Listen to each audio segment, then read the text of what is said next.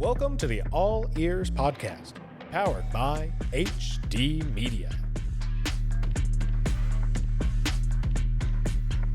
Hi, all. Welcome into a new edition of the All Eers podcast, a WVU sports-based podcast here at the Charleston Gazette-Mail and HD Media.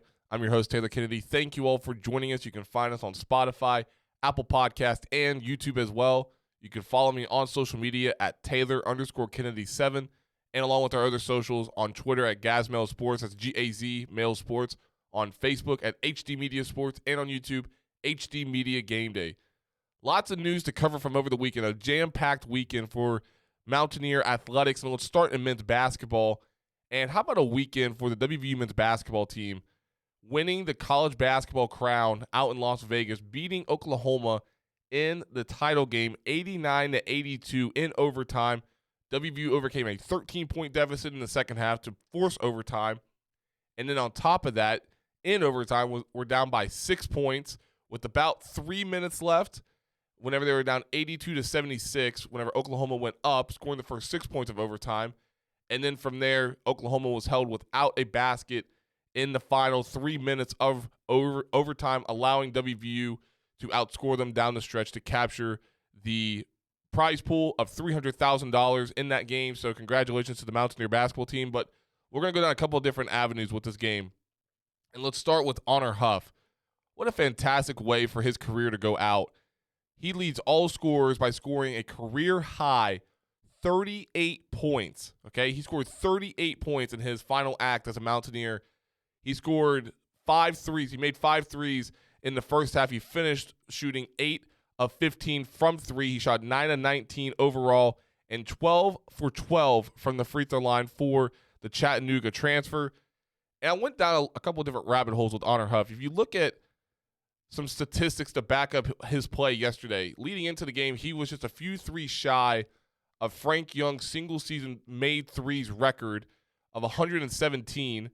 Huff surpassed that and is now the new record holder for a single-season made threes with 123. Think about that. In his lone season with WVU, he made 123s. Unbelievable accomplishment for the young man. And Honor Huff. His 38 points as well. Get this. I was kind of stunned myself as well. His 38 points yesterday against Oklahoma were the most amount of points by a Mountaineer scoring at least 38 points in a contest since Deshaun Butler did it against Villanova in 2009 when he scored 43 points. Now, the next mark behind that I wanted to go back to was 36. And the last player to score at least 36 before Honor Huff was Jesse Edwards in that really weird season with the transition from Bob Huggins to Josh Eilert. And so you look at that, Jesse Edwards was the last one to score 36. And then you have Honor Huff scoring 38, the first one since Deshaun Butler to score at least 38 points. So congratulations to the men's basketball team as well, winning by a final of 89-82 over the former Big 12 team in the Oklahoma Sooners in Las Vegas in the championship game of the college basketball crown. Coming up in our next segment, we're going to be sitting down and chatting with a former Mountaineer tight end, I should say, who played for Coach Don Nehlen in the late 90s, and Anthony Becht. And he is now coaching at the Orlando Storm, which is a UFL team, and this league merged into the UFL. And previously, he was coaching at the St. Louis Battlehawks for 3 or 4 seasons, only losing 8 games, I believe, made the conference championship in his last 2 seasons in St. Louis. So we'll catch up with Coach Becht on the other side of this break. Then in our last segment, we're going to chat a little bit about WVU baseball, recapping the weekend slate that they had in Morgantown against the UCF Knights, and then looking ahead for what is next for the WVU baseball team under Coach Steve Saban. So lots to get into, so stick around. This is the All Eers podcast. As the game gets faster, stronger, more dynamic, your equipment has to keep up. Introducing the Riddell Axiom, the next evolution in football protection, designed to match the speed and strength of today's athlete. Contact West Virginia Riddell representative Casey Turley at 304-552-5960. Gear up, play smart, stay protected. HD Media Sports is your one-stop destination for top high school and college sports coverage in the Mountain State. From Morgantown to Mingo County, our award-winning reporters keep you informed about your favorite teams and players, including exclusive coverage of the Marshall Thundering Herd and the West Virginia Mountaineers. Follow HD Media Sports on Facebook to stay up to date on the latest news, features, and game coverage. Welcome back in to the latest edition of the All Ears Podcast, a WVU-based podcast here at the Charleston Gazette-Mail and HD Media. I'm your host, Taylor Kennedy. Thank you all for joining us. However you may be listening to us, you can find us on Apple Podcasts, Spotify, and YouTube as well. Again, the theme of this podcast is Mountaineer athletics, Mountaineer sports, everything that entails, whether it be currently, formerly, whatever it may be. We try and keep up to date with everything going on within the realm of West Virginia University athletics. And how about a name from the past with this edition of All Ears? Let's go back in time now. The name Anthony Becht probably resonates with a lot of different people in a lot of different ways. Obviously, you played 4 seasons in Morgantown for Coach Don Nehlen, then went on to be the number 27 overall pick in the first round of the 2000 NFL Draft. Had a fantastic career, which included the most amount of his time being spent with the New York Jets. He is now the head football coach of the Orlando Storm after being a coach and the head coach at the St. Louis Battlehawks in the UFL, and we are pleased to be joined by Coach Becht. Coach, welcome to the program. Yeah, Taylor, I appreciate it, man. It's been great. It's good to be here. Obviously, a lot of great memories back in my day and now at West Virginia, and just thrilled to be a part of what that was, and then now where I've been, almost I guess 30 years later, doing my thing. So I appreciate you having me on. Yeah, so let's kind of talk about what you're doing now in the UFL before we talk about WVU, because I do want to get to that. But again, your first season with the Orlando Storm, you were announced as the head coach of this team back in December. You guys just played your first game just a couple of days ago. But now, give me up to speed. What's been going on with you? What's this new chapter in your life being like now, coaching the Orlando Storm after having 3 successful seasons in St. Louis? Yeah, incredible opportunity that was offered to me by, the original XFL in 2023, and then obviously now merging and becoming the UFL. 3 great seasons in the best market in our league. I was placed in, and it was a lot of, responsibility, and I felt great the fact that they were able to, offer that to me, with my quote unquote limited coaching experience. But I did have a plan. I did have a vision. And those 3 years, we were able to get the 2 conference championships. It should have been 3 in a row, but there was a scoring I guess we kind of got to the tiebreaker year 1. We had the second best record, but being the fact that we scored, I think, 15 less points, we weren't able to get into the playoffs. But, I was able to win, close to 75% of our regular season games. So yeah, super successful. It was awesome. I love the fan base. It was great. And then, we got a new owner, Mike Rapoli, super successful Uber, marketing entrepreneur, started, Vitamin Water, Pirate Booty, Body Armor. And now he becomes our owner. And, he shook things up a little bit. He kind of got some new coaches, added some new places and franchises in different cities, and Orlando became a new one. And, he was kind of joking around with it at first about potentially saying, hey, I'm going to fire you and bring you over to Orlando. And, it was kind of a joke at first. And then, when we found out, like, hey, we're blowing up the rosters, we're going to have new drafts, we're going to have new players, you won't be able to allocate and keep everybody in, and, do you feel like that may be an option? I've been in Tampa, Orlando area now for 21 years. It's been my home. My kids were born and were raised there. And I was like, you know what, man, like to be at a new franchise in an awesome city in my home state, like that would be phenomenal. So I told them yes. And, they entrusted me with, because of my success in St. Louis and helped build that market, to do the same thing in Orlando. So we're doing that now. We have a really good team, super talented. We won our first game. We're 1-0 at home, and the crowd was great. And, we're looking to expand and build on that to make it obviously the next great franchise in our league. So we'll do that every single day. Been a great ambassador for this league as well. So just trying to, spark up, juice up, do what I can to make that market great. Let's talk about yourself with this. And obviously this is your 4th season as a head coach in this league, coming from St. Louis, now in Orlando. What have you seen in yourself that's kind of allowed you to grow and develop as a coach that has ultimately led to some wins? Again, 22-8 in your 3 seasons in St. Louis. You mentioned your first win down in Orlando, but how have you kind of seen yourself grow and develop as a coach in these last few years? Yeah, no, I think the thing about this league is, there's a lot of similarities in the NFL side and the college side. There's recruiting involved. There's personnel. I'm also the GM. That's a big deal. I built this team from scratch. I pinpoint and basically had my hands on every guy we signed in St. Louis because, that's a big part of my legacy, where some of the older coaches or some of the more seasoned coaches that came to our league originally, they leaned on their GMs because, they're on a different part of their career. So as I was doing this, I'm learning to be a head coach with less resources, less staff, more responsibilities, and also trying to create a culture with a football team in a 30-day span in training camp versus having a whole year or multiple years or an off season or OTAs or any of that stuff. So to me, when you're talking about, okay, how does that translate to other opportunities, college, NFL? I mean, hell, I think you look at the resources that all those facilitate, it's huge. So, it puts a lot on my plate, a lot of grind, and, got a lot of great staff around me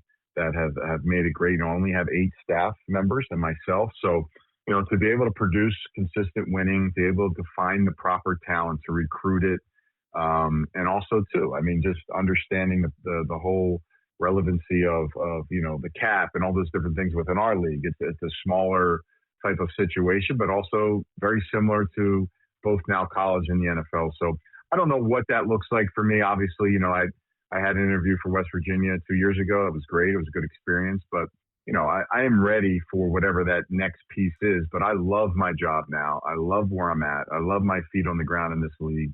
They treat me incredibly well from top to bottom, and it's a great platform for me. So I'm going to continue to excel, do my thing, and be here. And it also allows me, obviously, to be a part of my son's career, as he plays college football and ultimately entering here his last year as a college football player.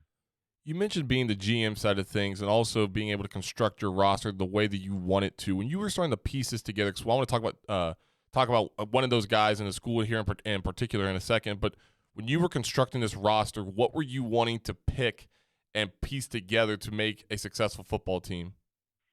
You got to have a great quarterback. We're very fortunate. We have 2 starting quarterbacks. They're exceptional, Jack Plummer and Dorian Thompson-Robinson. Both of these guys have been fantastic. And, ultimately Jack won the job, but, DTR could easily be our starter and we could win just as many games. And he could definitely, he's a starter in our other teams for sure. But, and then, it starts in the trenches. You got to be great with your offensive linemen. I really have a good feel for finding good linemen.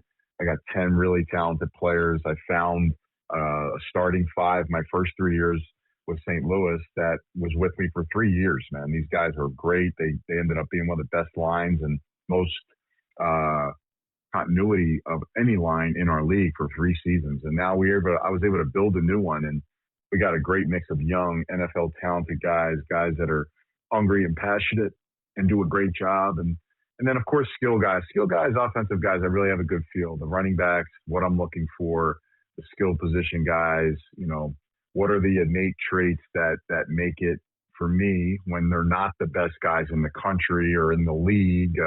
What are you looking for that you see that you can bring in and really fix, help, or fill in those holes to make them better? So, I'm not looking at the best guys, the top 250 guys coming out of college. I'm looking at the thousands and thousands of other players that are out there that are trying to fulfill their dreams. And those guys are a lot closer together than some of the great ones that are GMs maybe in the NFL or GMs in college are picking. So, I think that's the biggest thing is, what are the values and traits you're looking for that you feel strong about, and then understanding and trusting that, whatever you and your staff can do, you can bring the best out of them and bring them together and make a great team.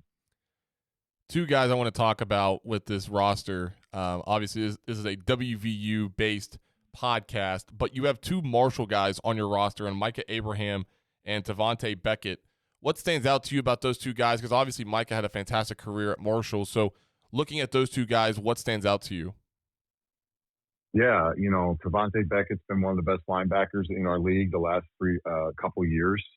He led our league in tackles last year for the San Antonio Brahmas, and he was a player that I was able to allocate and save because I took over their roster to keep certain guys for Orlando. So, incredibly fired up about him. He's a little nicked up. He's coming back from injury, but when he gets back, we're really looking to see some exciting things from him. Micah's been a nice piece as well. Obviously got drafted by the Colts. And then, his dad obviously is my right-hand man and defensive coordinator, associate head coach, Donnie Abraham.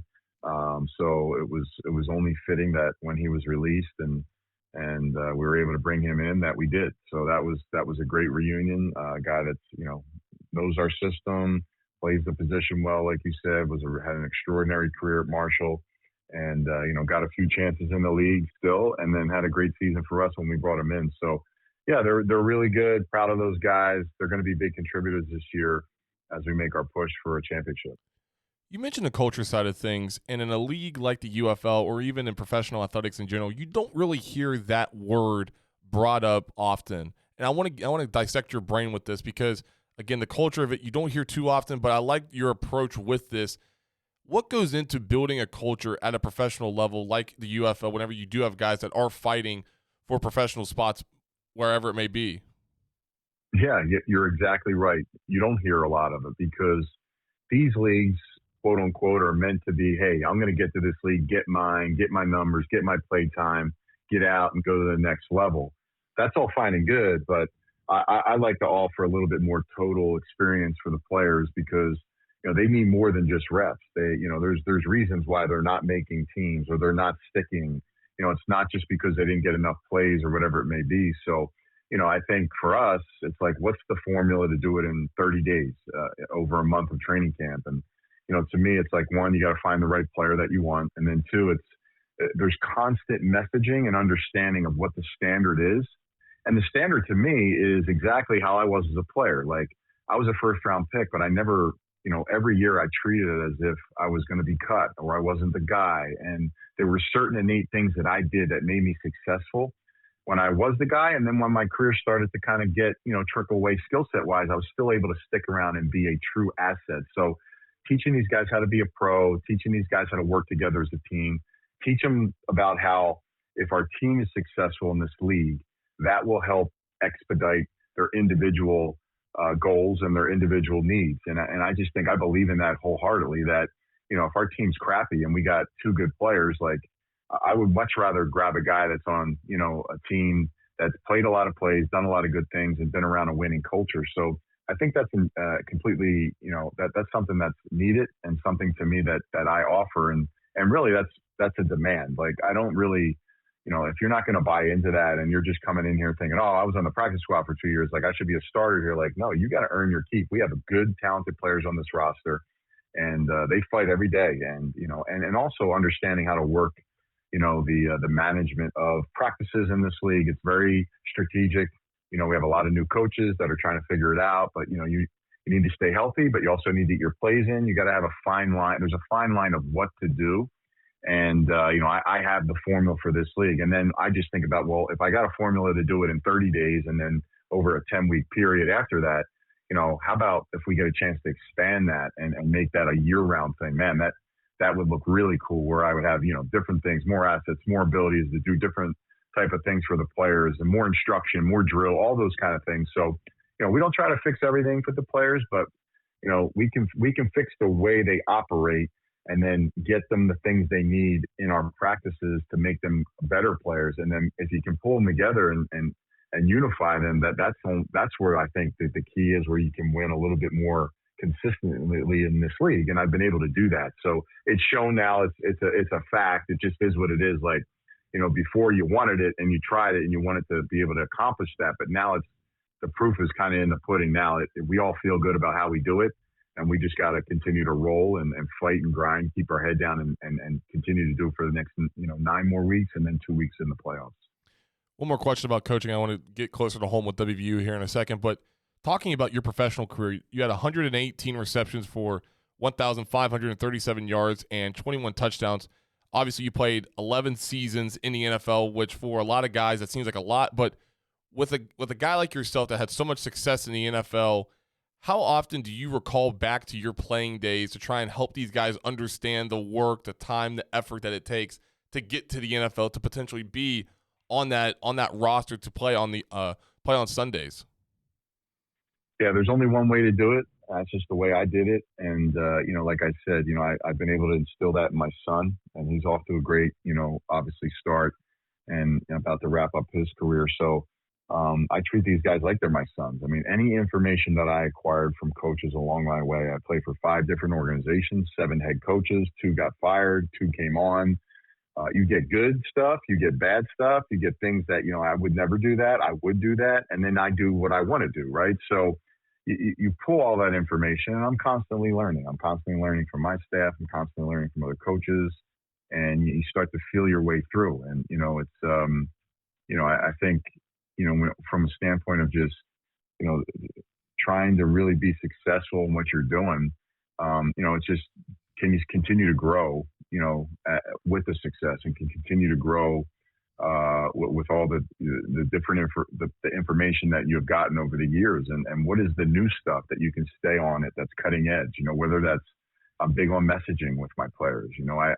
They have a presentation for me every day. Every day they get a presentation created by me for the last 3+ years. And what do I want to tell them? What's important? What's not important? Can I keep their attention with this? Do I want to hear this? Is this something that would help me? Am I speaking to 2 players, 4 players, all the players?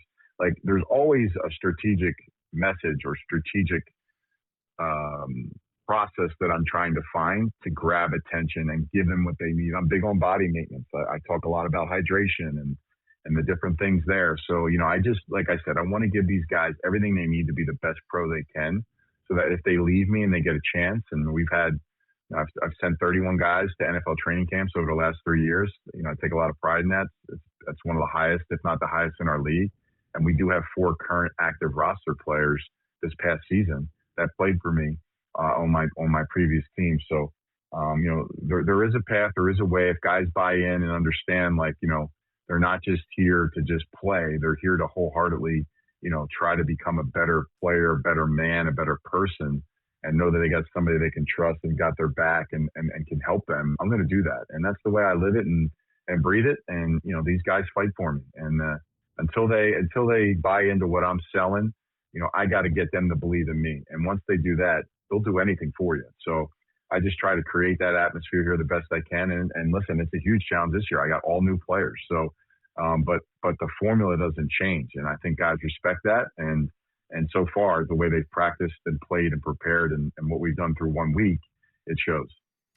A couple of questions here about WVU, and I appreciate your time. We're talking with Anthony Becht, former Mountaineer tight end, and now the current head coach of the Orlando Storm. And, Coach, going back to your WVU days, as a coach, you were able to play for a guy by the name of Don Nehlen that had a lot of success in Morgantown coaching the Mountaineers. How much do you take what he coached you in Morgantown to now applying to 24, 25, 26, 27-year-olds in the UFL in Orlando? I think the biggest thing that I got from Coach Nehlen is his belief in me. I think initially when he brought me there, probably didn't really think much as far as what I turn out to be, right? But he gave me the opportunity, and to me, that was the belief I needed. I do remember sitting in his office when I came in for my visit, literally 10 days before signing day, because the tight end that they really wanted backed out, and they were looking to get one more guy. And he told me, he's like, hey, listen, we're going to offer you, but maybe your junior or senior year, you'll provide us some special team support and you'll develop and grow. I mean, I was an undersized 6'5" tight end, and I was able to kind of parlay that into the opportunity.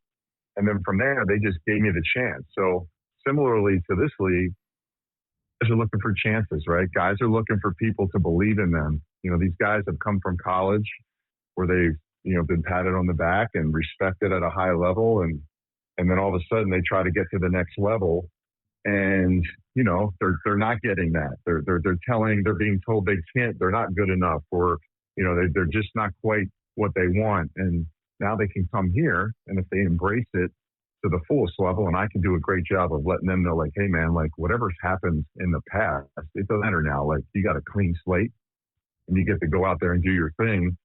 You just try to support and give them the belief they need, and they do that and they believe in that, they'll play at a high level for you. So that's what we're trying to do every single day with these guys. We keep it ultra positive. I'm a guy that does not, you're never going to get a kind of a eggshell mentality from me, win, lose, or draw. Like, we're turning the page, man, and we're going to get better, and we're going to learn from it, and we're going to enjoy the process. And that's what I try to do, every single day with these guys. What's your favorite recollection that you have of your time in Morgantown? Again, you had a ton of success up there. You caught over 1,100 yards, little over 15 touchdowns in Morgantown. What's a favorite memory, or what's something that sticks out to you whenever somebody does bring up or bring back you to the days of playing at WVU? Oh man, it's the people, the state. I met my bride there. I mean, I just love West Virginia. I love everybody. Everybody that I ever came across just gives me unwavering support, and they've continued to do it throughout my entire post-West Virginia career. I'm just incredibly grateful to have gone to a place that accepted me and brought me in, and still calls, texts, tweets, whatever it may be, just, shows me and continues to show me the support every single day throughout my career. So, it's been a great experience for me. And for me, as I think about it, it's just like the football memories were great, but, the friends I made there, the classmates, when I was in the dorms and staying at the apartment complexes, like all those things were just really life-changing, life-building times for me. And, without Coach Nehlen giving me the opportunity to go play there, and that wasn't even secured to me. Once I did get on the field and did do what I do and started my career and became successful, it all stemmed from that opportunity. And I'll be incredibly grateful to Coach Nehlen for that. And quite frankly, the people and the fans of the state that continue to rally around me in everything I do. Well, Coach, we appreciate your time as always. Great hearing from you. Great to see that you're continuing to succeed in the UFL, now being with the Orlando Storm. So best of luck to you and your team moving forward, and look forward to seeing what you guys accomplish down the road. I appreciate you, man. Thank you so much. Absolutely. There he is, Anthony Becht, former WVU tight end, and now the head coach of the Orlando Storm in the UFL. Break to take here, and we'll wrap it up here on the All Ears podcast. HD Media Game Day is your streaming home for the best in live high school sports across West Virginia. Featuring football, basketball, soccer, and more, HD Media Game Day brings the action to you for free, exclusively on our YouTube channel and at hdmediagameday.com. When you can't make it to the game, HD Media Game Day has you covered. Oh, good gravy. The kind made from real premium sausage. The kind that's smothered over deliciousness. The kind you can only get at Tudor's Biscuit World. That's the gravy that's oh so good. It's the perfect topping to your biscuits or your taters, and even makes a delicious side. It's oh so good gravy. Tudor's Biscuit World. We're dripping with oh good gravy. Special thanks to former Mountaineer tight end Anthony Becht for joining us. Lots of good information there, so make sure you're following along with the Orlando Storm in the UFL and catching up with Coach Becht as well throughout the course of the remainder of the season. Mountaineer baseball, but before we talk about the Mountaineer baseball team, here's our question of the day. Going back to our first segment talking about WVU men's basketball, okay, and we talked about Honor Huff, and it got me thinking, where does Honor Huff rank in all-time Mountaineer basketball shooters, meaning how efficient they were, the amount of threes, the amount of shots that they made? You think of guys like Frank Young, as we mentioned, Alex Ruoff. You can even throw Deshaun Butler in there, Eric Stevenson. The list can go on and on and on. But the question of the day is today, Honor Huff is a top blank shooter at WVU all-time. Again, Honor Huff is a top blank shooter at WVU all time. Think about it. If you 1 through 5, 6 through 10, higher than 10, let us know. Again, our socials are in the description, as is mine. So be sure to let us know what you think as we move forward into Thursday's episode, and we'll talk more about that moving forward. But going back to the diamond with WVU baseball, the Mountaineers lose their first Big 12 Conference series over the weekend at home to the UCF Knights. They lost Friday 5-0. They won Saturday 11-10, overcame a 10-2 deficit to win that game by 1 run over UCF, then lost on Sunday to lose the series 5-1 over UCF. The Mountaineers are back in action Tuesday evening at Wagner Field at Kendrick Family Ballpark against the Marshall Thundering Herd, with first pitch coming at 6:30 p.m. Eastern Time. Again, we are in Eastern shows, so we have to give a nod to that. We'll talk more about that moving forward. Then, if you look further down the line at this game against Marshall, this is the second meeting against the two foes, in-state foes, I should say, with WVU winning the first meeting down in Huntington on March 24th, 3-0 over the Herd. Tuesday's meeting will be the second of 3 games against Marshall, with the third and final contest of the season coming in Charleston on May the 5th at Gomart Ballpark in the capital city. So, again, Tuesday's meeting, 6:30 p.m. against the Thundering Herd. Then later on in the week, after Tuesday's game against Marshall, WVU will hit the road and head to Lubbock, Texas for a 3-game series against Texas Tech. First pitch on Friday, 7:30 p.m., Saturday at 3 p.m., and Sunday at 2 p.m. And again, all those times, Eastern Standard Time. Again, special thanks to Anthony Becht for joining us, talking about his coaching career thus far and is now continuing at the Orlando Storm. Be sure to follow us on all of our social media pages. All the links are in the description for that. Also, one quick plug as well.